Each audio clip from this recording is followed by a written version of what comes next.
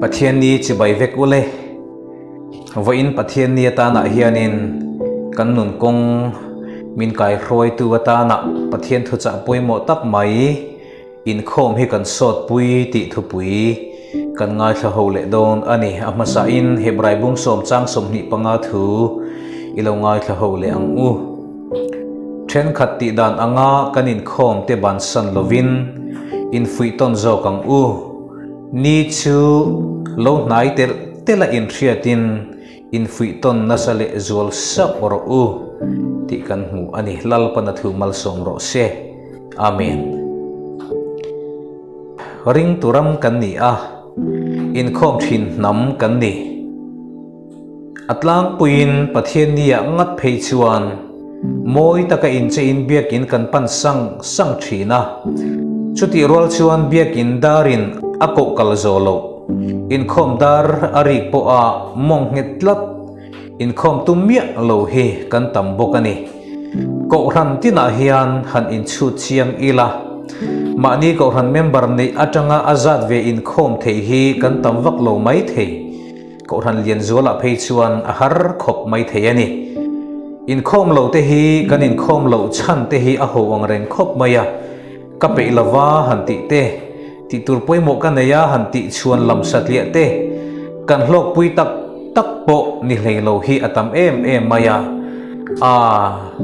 roi tu te po hi engma tak ani chong lo thu soyan thiam si lo ti te hi kan chuan lam ani fo thin ani in khom lo te hian chuan lam thatak kanin siama amai ro chu kan chuan lam te hi kan ta na pui ani jok fo thin ani achan chu pathian in kan thlen thei lo na turata na thil poi mo jok kan siam chop thil te hi kan tharau nun in atur pha em thin ani in khom hi kan sot pui lo ti tok an om fo thina in khom ho po hi engma an ni big lo an ti fo thin ke hi pathian khong ina zara no pan te ta changa khong pui bula selian ken ti ve thina pathian khong ina wang liavin no pan te ta changa nga biakin bel thin kani a tlerol sual nei lovin ka hun ka mang tluan na tlerol sual te khan nei chove ilang chuanin ka sual ngot te po hian ka ring ani amai ro chu in khom hi ka lo hlok pui hle ani ti tu nuwa hian ka chiang tu tlerol sual om lova min siam tu chu ka in khom vetlat thin na kha ani ka ti vetlat ani mizo te hi thil dang lam na lian be sei nam kan ni hianin alang thina arel ruman mo tak nam kan ni a he wang hian do the na te po hi kan tla cham thin ni hianin alang thin in khom hi kan sot pui lu tuk lo kan ti a amai ro chu in khom hi kan sot pui lu tuk kem chok lim dale te po hi karni khat arala biakin kong aya kong dang anzo abiakin kong anzo lo atang che hian antule thinani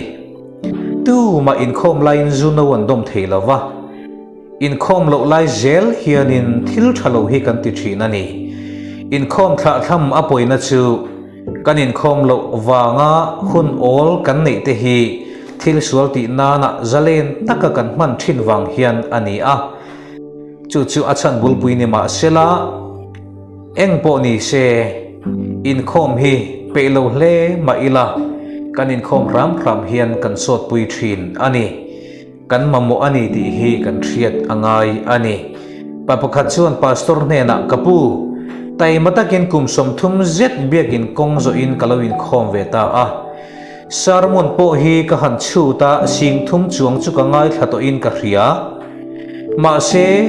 han hlok pui le han thiat ji reng hi ka nei tak po ka hello chu wang chuan ka sot pui lo ti na ni in ka hria ti in pastor chu achala pastor chu angoi wanga ti chuan an nuwa heti hian a chang ani kapu ngoi te keini po kan nu pa hianin kum som thum kan in nei kumalo ni ve ta reng mai nupui ka nei nu hianin cho voi sing ni sang ni chuang ke ei to a tuk thon le zanri a hianin sing ni sang ni tha zet chu ke ei to a chu chu kan nu pain kan kil dun deuh zela kan nu pui siam ke ei deuh ber boka ka chu ei zong zonga khanin chumi tuma ka chu ei chu atui khop mai khami tuma mi ka chu atui vak lo han ti te khami tum kha chon ka puar tha ti te khami tum kha chon ka puar tha vak lo han ti te a khami tuma ka chu ei khani ka ngei pui ni han ti tur kha soi fak tur ka heto lo ama ero chu thil chiang tak khiat pakhat ka ni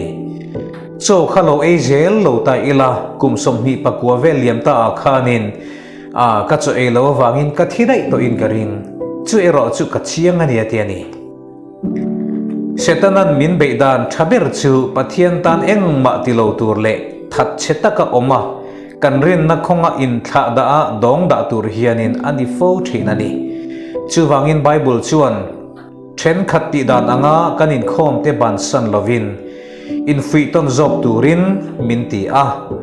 lalpalo kalle nani chu a nai tel telani ti kan khiat hianin in fui ton zual sava in khom tura in fui mol tur kan ni a changmara thei top chu zel tur kan ni ti in min ril ani vain pathian ni lo thlenga hian lalpa faktur te athua in bol ho tur te kan mamo em awang ti in khom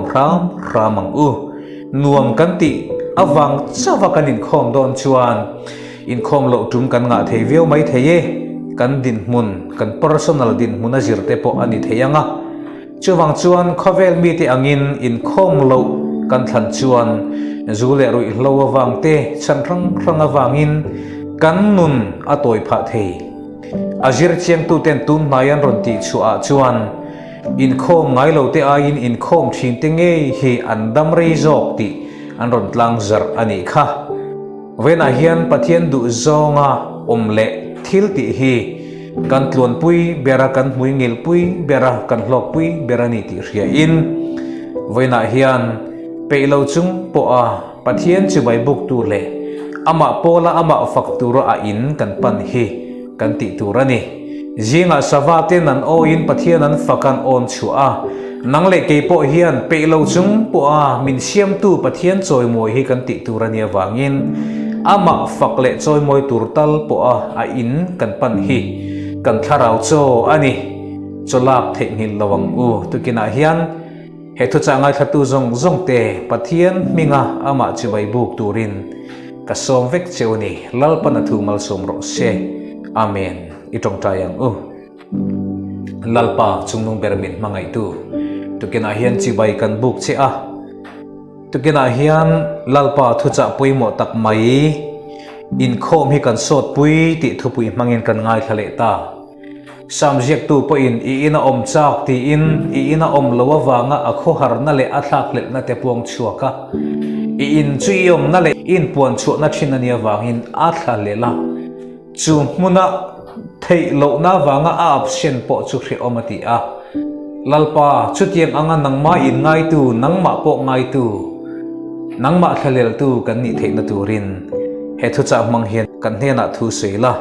wen a hian in chung ngeya ibek buk ngeya nangma chu bai buk tu kan ni theinan le tharau le ti tak zeta nangma chu bai buk tu kan ni theinan nangin wen a hian min hruai la min pol la min tran pui thewang che lali so Krista mingin kan dile amen.